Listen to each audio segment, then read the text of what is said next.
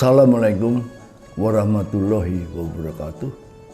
Om Swastiastu, Namo Buddhaya, Witik Tong Tien, Shalom Alaihim, Rahayu, salam sejahtera buat kita. Dalam tahap 3, dalam episode 22, kita akan membahas yang cukup unik, yaitu hubungan Yahudi, Kristen, dan umat pilihan. Saudara-saudara tercinta, Yahudi, Kristen adalah topik yang menarik, terutama di akhir zaman ini ketika terjadi konflik Israel dan Hamas. Sehingga seolah-olah umat agama dibenturkan untuk memilih membela Yahudi atau membela Palestina.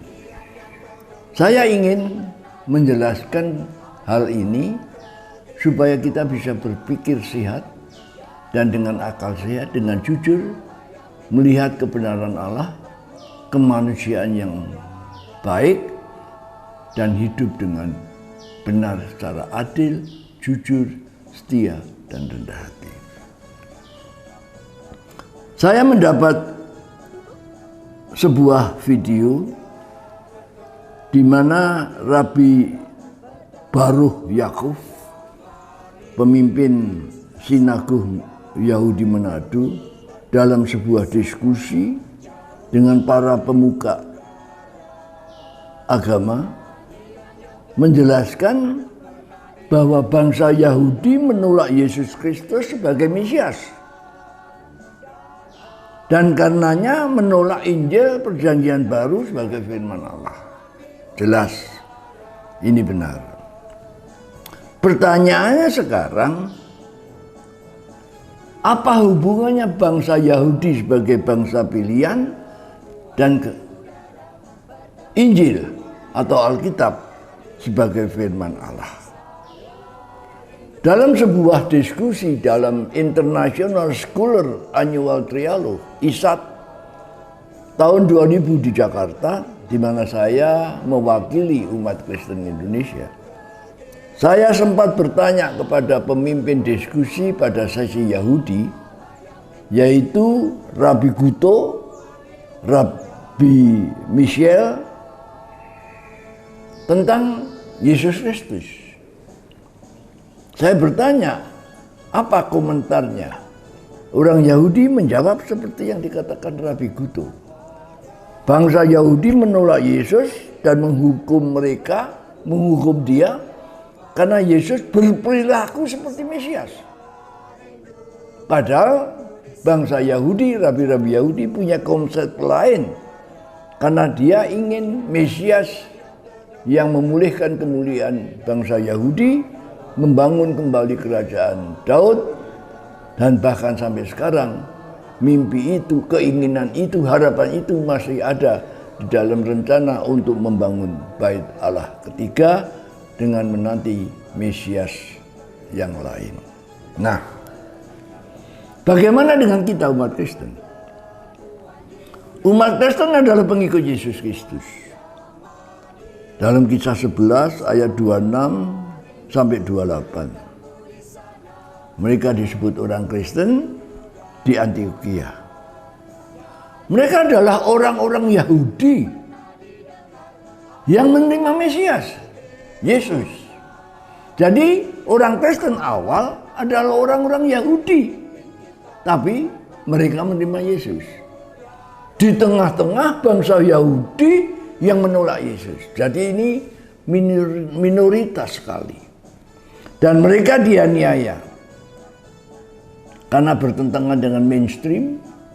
Akhirnya di puncaknya dalam Kisah 7, Estefanus, seorang diakon Kristen, dirajam dengan batu, sehingga orang-orang Kristen Yahudi, Yudeo-Kristen, lari keluar, ditolak oleh bangsanya, masuk ke daerah Romawi. Mereka giat dengan imannya, dan oleh pemerintah Romawi sementara dianggap mereka adalah orang-orang Yahudi yang miskin, yang sengsara, yang ditolak bangsanya dan tidak diapa-apakan.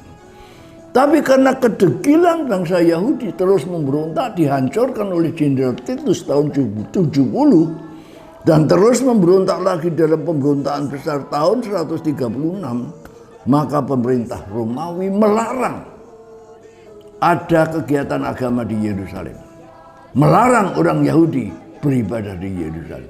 Jadi orang-orang Yudeo-Kristen ini terbuang dari bangsanya, ditolak oleh dunia, dan orang-orang Yudeo-Kristen inilah yang mempertahankan iman dengan pertolongan Tuhan dan akhirnya menurun ke kita, yaitu orang Kristen dan umat Ibrahimit. Ini jelasnya seperti itu. Nah, apa yang terjadi? Orang-orang Kristen mula-mula itu sampai generasi kesekian tahun 313 mengalami sengsara yang luar biasa. Dianiaya, disalib, diadu dengan binatang, dan budak-budak menjadi tontonan. Tapi mereka menunjukkan iman dengan setia. Dan karena imannya yang tidak memberontak itu, maka banyak budak-budak menjadi Kristen. Ada pemberontakan Spartacus, banyak bangsawan Romawi yang menjadi Kristen, sehingga Romawi terancam perpecahan. Tahun 313 muncullah Kaisar Konstantin Agung yang bijak dan pintar. Dia tidak melanjutkan penindasan, tapi memakai jalan kompromi. Orang Yahudi Kristen diterima, orang Kristen diterima menjadi agama sah. Mereka dipulihkan, direhabilitasi sebagai manusia. Bahkan akhirnya agama Kristen menjadi satu-satunya agama Roma Katolik, sehingga berkembang ke seluruh dunia.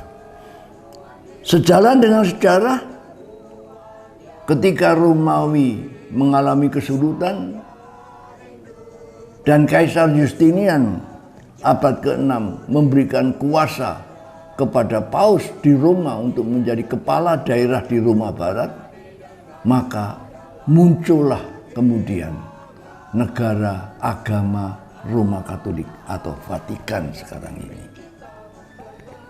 Bahkan dalam perkembangannya Vatikan menjadi superpower,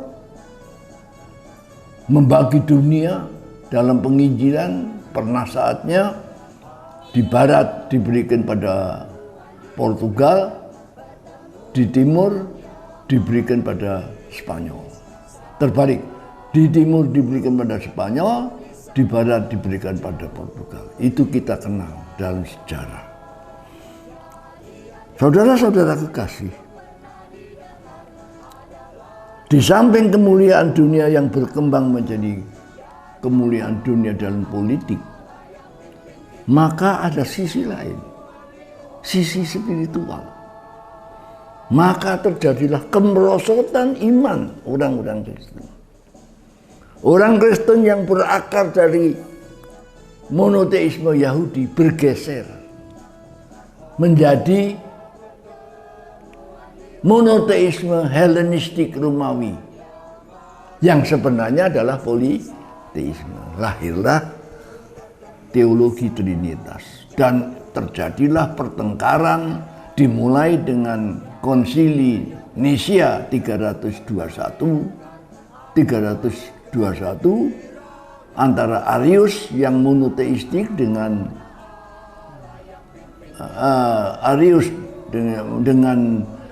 Athanasius yang Helenistik. Meskipun masih berpikir dengan cara Romawi.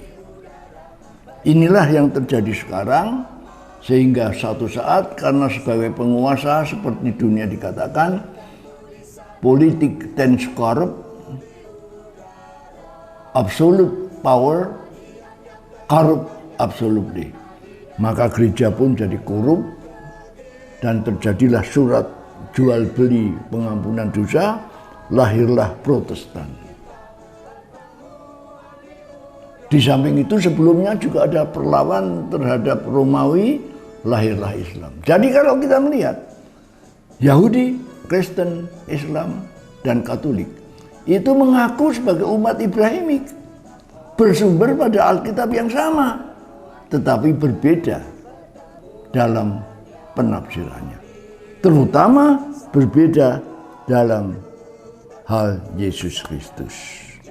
Maka sekarang pertanyaannya, apakah bangsa Yahudi masih bangsa pilihan? Alkitab menjelaskan kedegilan dan pemberontakan orang Yahudi bukan hanya kepada dunia, tapi kepada Allah. Akhirnya dihajar, dihancurkan,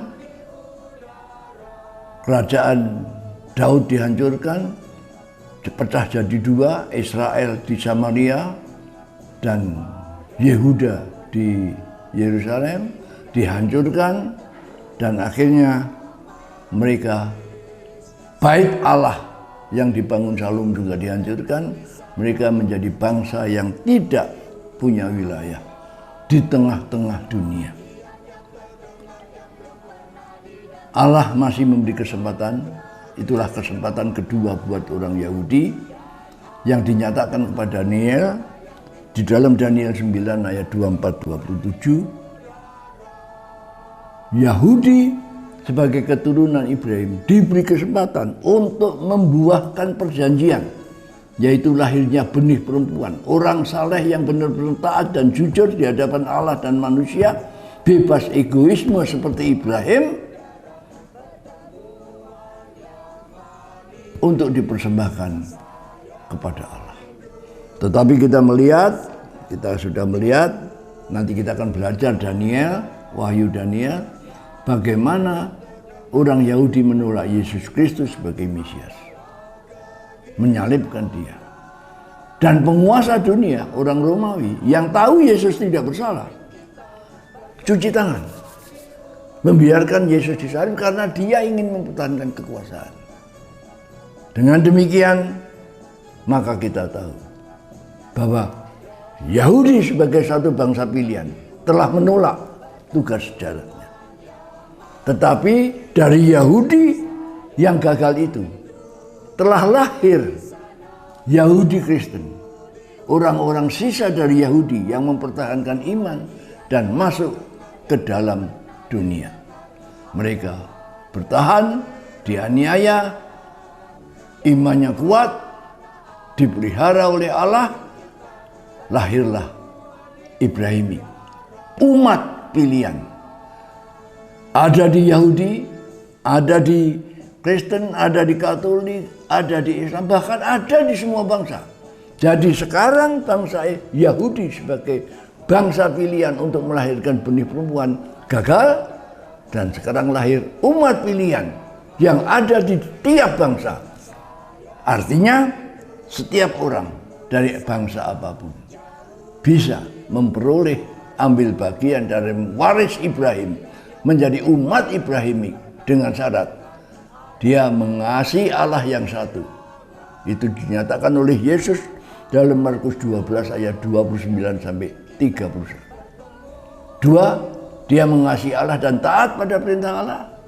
3, dia mengasihi sesamanya, mengalahkan egoisme dengan jujur, setia, adil, dan rendah hati. Inilah jawabannya. Jadi hubungan Yahudi, Kristen, dan umat Ibrahim dengan Alkitab sangat jelas. Maka saya menyampaikan satu pendapat. Yahudi sekarang bukan lagi bangsa pilihan, tetapi dia adalah bagian dari dunia, sama seperti bangsa-bangsa lain. Dan kepada mereka diberi kesempatan juga untuk selamat. Dan 2, keselamatan untuk seluruh dunia. Orang beriman yang mengasihi Allah, taat pada perintahnya, dan mengasihi sama dengan mengalahkan egoismenya. Jadi dalam hal ini, Jangan sampai kita terbawa dalam konflik Israel dan Palestina. Karena itu bukan pertarungan agama. Itu bukan pertarungan antara umat pilihan dan orang kafir. Itu adalah pertarungan politik. Kita adalah satu umat. Umat Ibrahimik.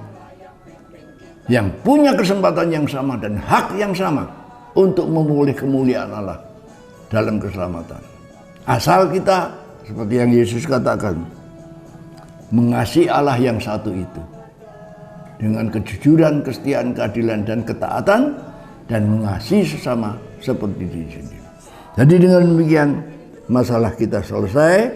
Dan mudah-mudahan hal ini menjadi berkat. Karena perintah kitab suci jelas. Hendaklah kamu hidup benar dan baik. Benar mengasihi sesama. Adil, jujur, setia. Baik menurut perintah Allah. Ya, katakan ya. Tidak, katakan tidak.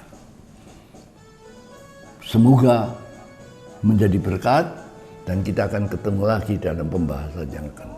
Wassalamualaikum warahmatullahi wabarakatuh. Salam sejahtera.